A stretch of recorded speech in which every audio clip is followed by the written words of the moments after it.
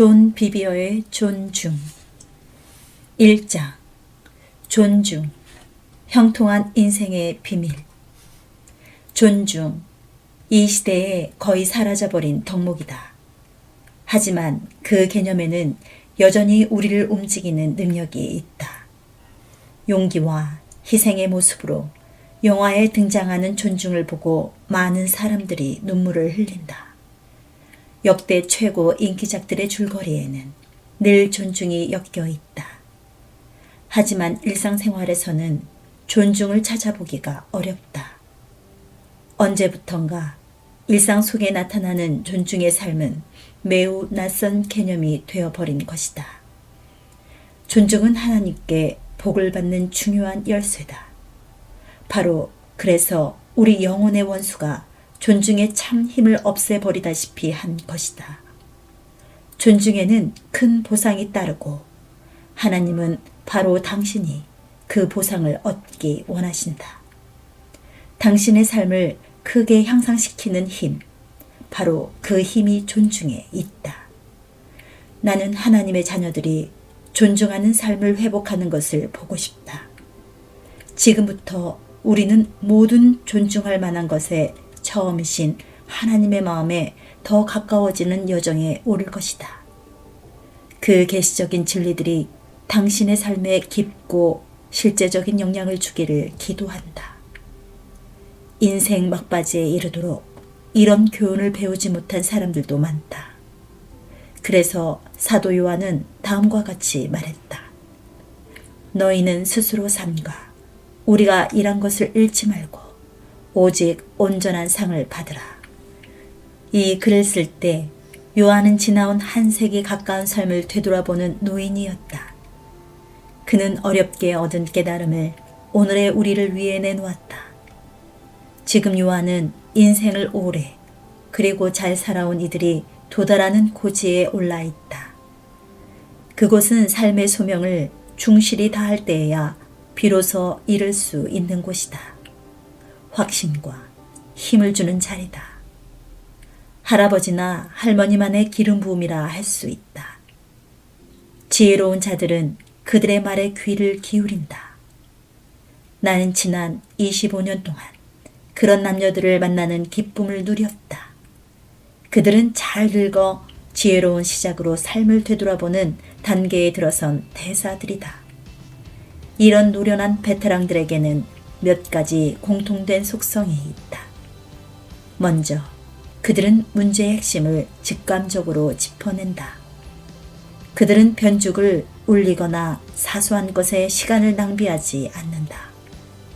둘째, 그들은 몇 마디 짧은 말 안에 아주 많은 것을 담아낸다. 셋째, 그들이 고르는 말에는 무게가 있다. 그들은 말수가 적은 편이지만 인생길을 잘 또는 오래 걷지 못한 사람이 똑같은 말을 할 때보다 더 묵직하다.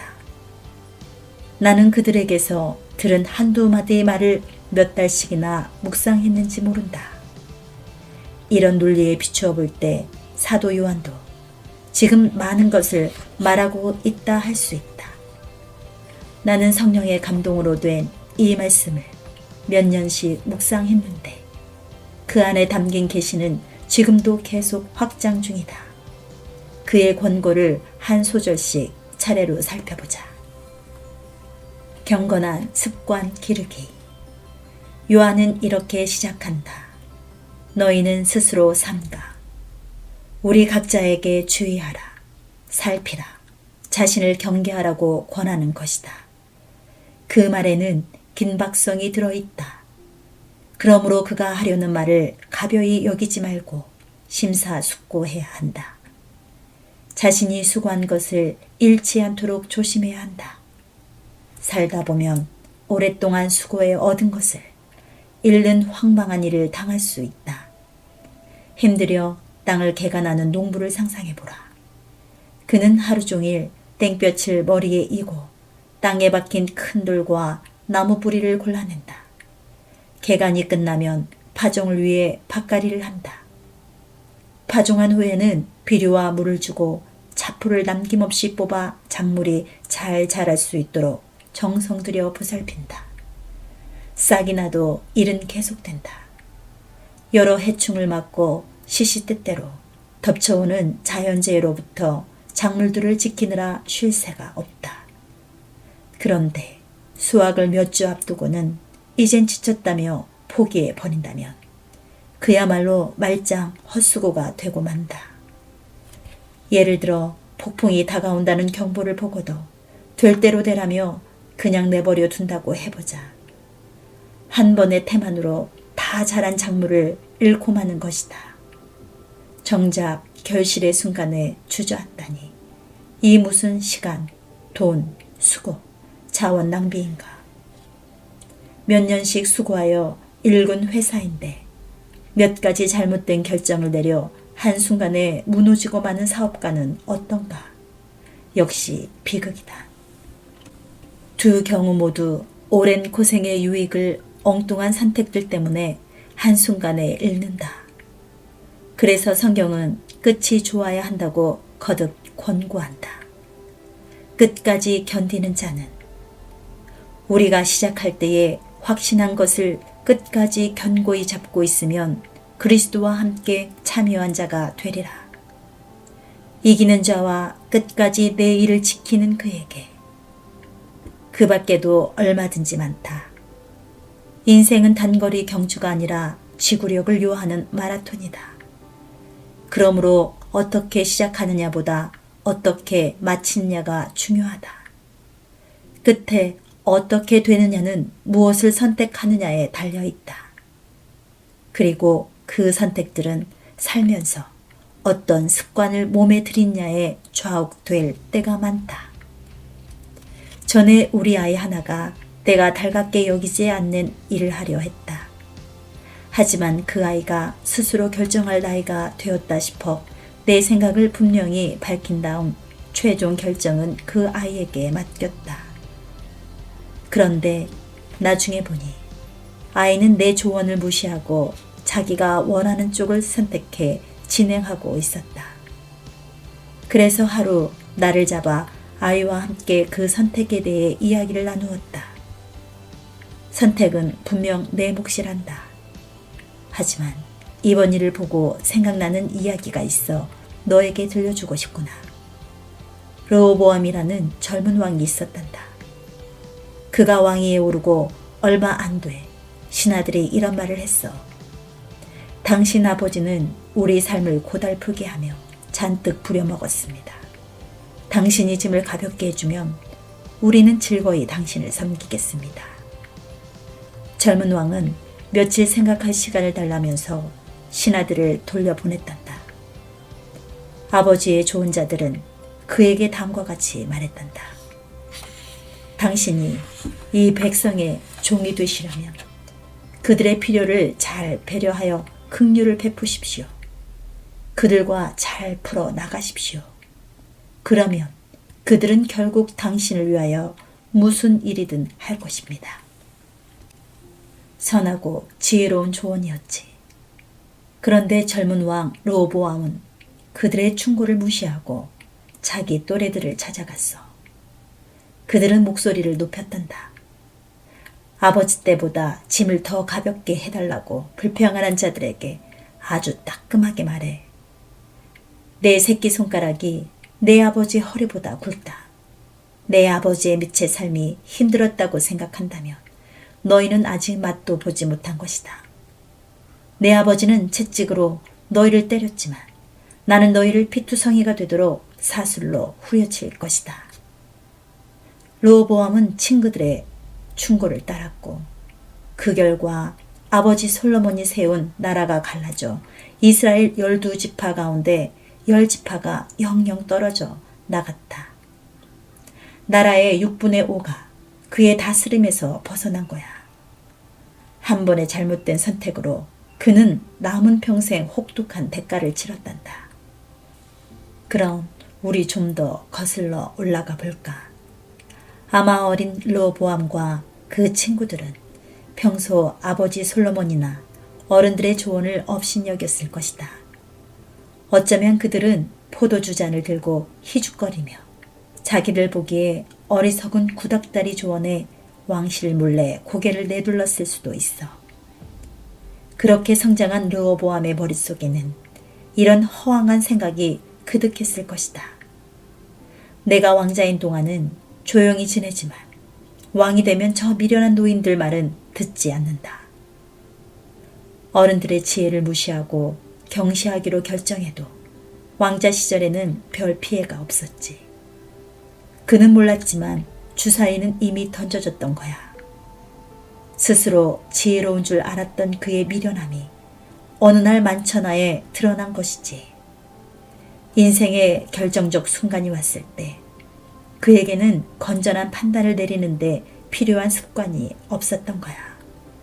얘야, 누구나 산후라면 인생의 결정적 순간들을 맞이한단다. 그것은 마치 책을 펴놓고 봐도 되는 시험과 같지. 하지만 시험이 끝날 때까지 자신이 테스트 받고 있음을 모른단다. 얘야, 너는 이번 일에서 내 조언을 듣지 않았더구나. 그리고 이번에는 그 대가가 아무것도 없었고, 그러나 어느 날엔가 인생의 결정적 순간이 찾아올 거란다. 지혜로운 조언을 귀담아 듣는 습관을 이미 길러두었다면 너는 자연히 그 습관에 따르겠지. 그리고 덕분에 큰 보상을 얻을 테고 말이야. 아이는 이번에는 내 조언을 아주 귀담아 들었다. 이스라엘 자손은 하나님 말씀을 귀담아 듣는 습관을 기르지 않았다. 그분은 그들을 노예 생활에서 구해주셨으나 그들은 자꾸 원망하고 불순종했다. 하지만 불순종에 따라오는 대가는 그리 크지 않았다. 어떤 때는 아예 아무런 영향도 없는 듯했다. 그러나 그러는 사이 원망과 불순종이 습관으로 굳어지고 있었다. 그러던 어느 날 그들에게도 인생의 결정적 순간이 왔다. 정탐꾼 12명을 보내 가나안 땅을 탐지했다. 가나안 땅은 하나님이 그들의 것으로 고별하신 땅이었다.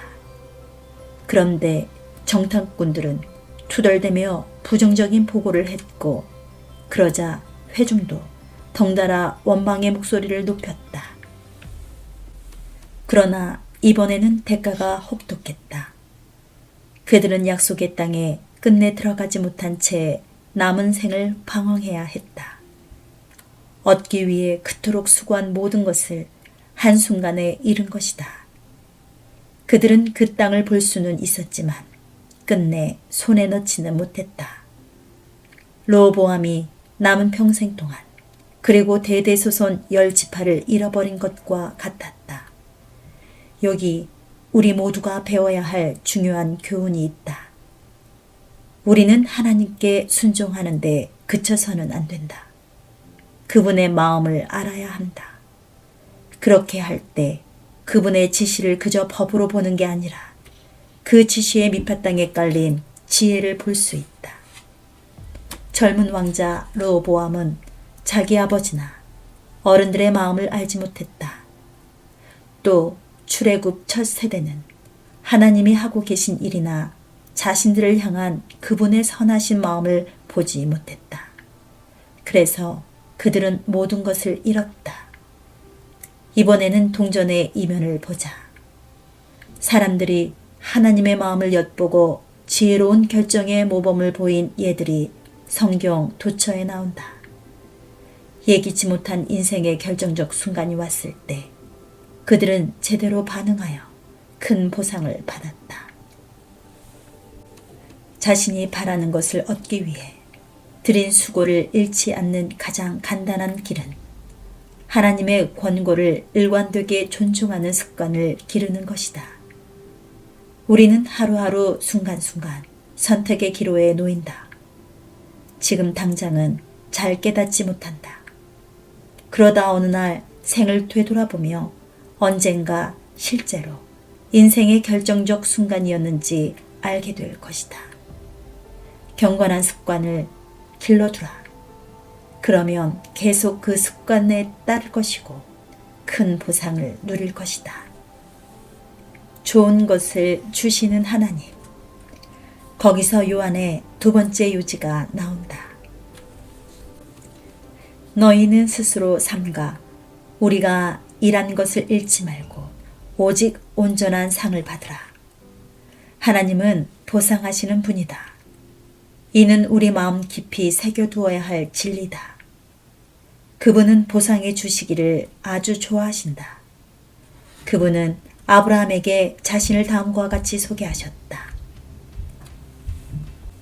이후에 여호와의 말씀이 환상 중에 아브라함에게 임하여 이르시되 아브라함아 두려워하지 말라.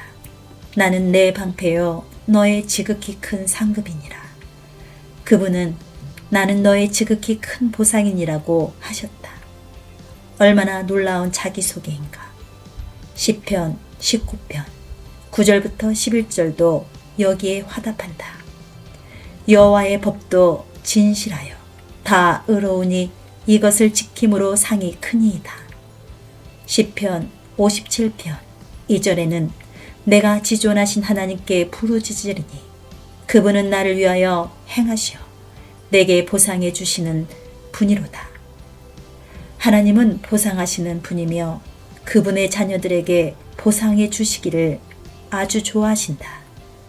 나도 내 아들의 아버지로서 이런 기쁨을 조금은 안다. 아이들이 현명한 선택의 결과와 보상을 누리며 만족해하고 그 눈빛이 감사로 생글거리는 모습을 보면 그렇게 좋을 수 없다. 그러나 잘못된 행동에 보상하는 것이 얼마나 지혜롭지 못한 일인지도 배웠다. 보상받을 자격이 없는 사람들에게 무언가를 보상해주면 상의 위력을 망치게 된다. 보상이란 좋은 것이다.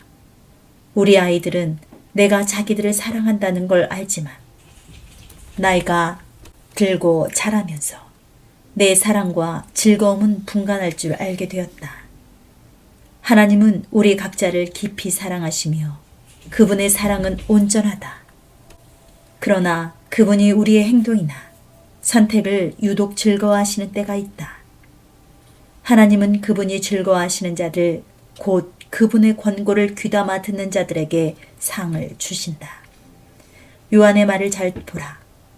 오직 온전한 보상을 받으라. 묵상 중에 온전하다는 단어가 내 눈을 사로잡았다. 온전한 보상이 있다면 부분적 보상도 있고 아예 보상이 없을 수도 있겠구나 하는 생각이 들었다. 더 묵상하다가 요한이 두 가지 적용을 언급하고 있음을 깨달았다. 첫째는 그리스도의 심판대다. 바울은 말한다. 우리가 담대하여 원하는 바는 차라리 몸을 떠나 주와 함께 있는 그것이라. 바울은 지금 인류 전체를 두고 하는 말이 아니다. 불신자는 몸을 떠나는 즉시 그들은 주와 함께 있지 않기 때문이다. 그들은 지옥에 있다. 가혹하게 들릴지 모르지만 사실이다. 예수님은 이 세상을 정죄하러 오신 게 아니라 구원하러 오셨다. 세상은 우리를 영원한 죽음으로 팔아넘긴 아담 때문에 이미 정죄 받았다. 예수 그리스도를 믿고 그분께 자신의 삶을 온전히 바친 사람들만이 물리적 몸을 떠날 때 주와 함께 있게 된다. 바울은 계속해서 신자들에 대해서 이렇게 말한다. 그런즉 우리는 몸으로 있든지 떠나든지 주를 기쁘시게 하는 자가 되기를 힘쓰노라. 이는 우리가 다 반드시 그리스도의 심판대 앞에 나타나게 되어 각각 선악간에 그 몸으로 행한 것을 따라 받으려 함이라. 각 신자는 그리스도의 심판대 앞에 선다. 그날 우리는 이 땅의 짧은 시간 동안 각자 행한 대로 받게 된다. TEV에는 우리 각자는 당연히 받을 것을 받게 된다고 했다. 우리가 범한 죄에 대한 심판은 없다. 죄로 인한 영원한 심판을 예수님의 피가 없앴기 때문이다.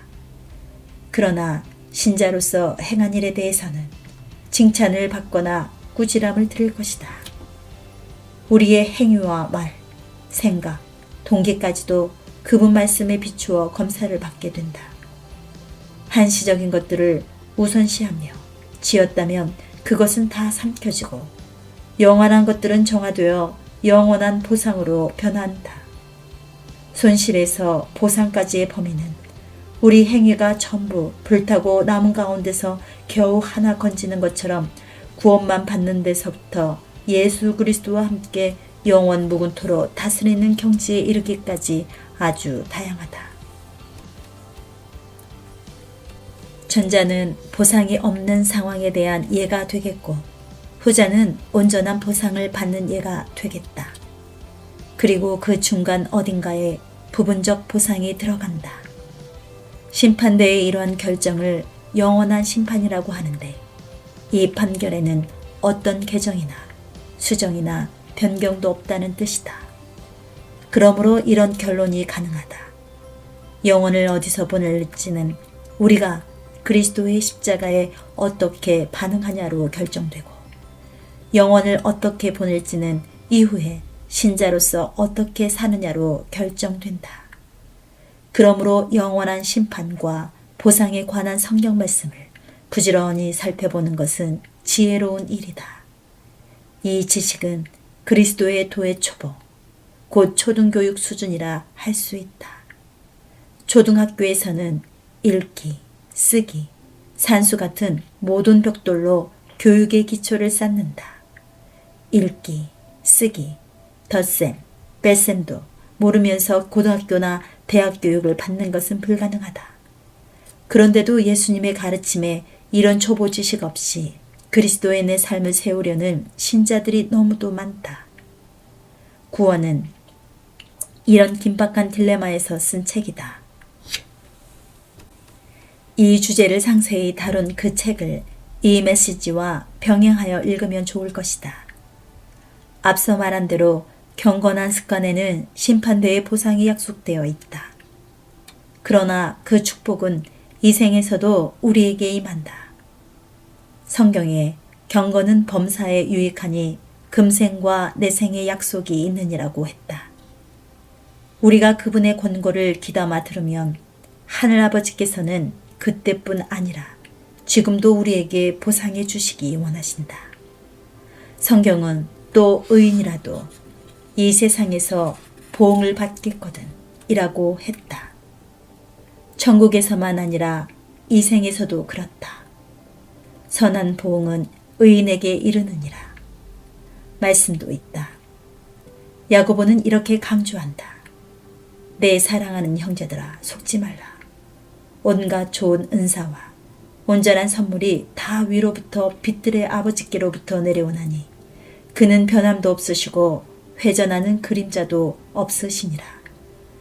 좋은 것은 하나님한테서 온다. 나쁘고 해로운 것을 하나님 탓으로 돌리지 말라. 그분은 좋은 것을 주시는 분이다. 하나님의 갈망은 지금 여기서 그분의 혜택들로 당신에게 보상하시는 것이다. 그분의 보상에는 함정이 없다. 성경은 여호와께서 주시는 복은 사람을 부하게 하고 근심을 겸하여 주지 아니하시느니라고 말한다. 또 충성된 자는 복이 많아도 라고 했다. 보상이 많다는 것은 곧 온전한 보상을 뜻한다. 사도 요한의 말씀을 계속 묵상하면서 이런 생각이 들었다. 우리 미래에 온전한 보상과 부분적 보상이 있고 또 상이 없을 수도 있다면 그것이 이 현세의 삶에도 적용되면 당연한 일이다. 예수님의 삶을 돌아보니 그 점이 분명해졌다. 그분이 이 땅에 계시는 동안 사람들과 만나실 때 부분적 보상을 받은 사람들도 있고 아무것도 받지 못한 사람들도 있고 온전한 보상을 받은 사람들도 있다.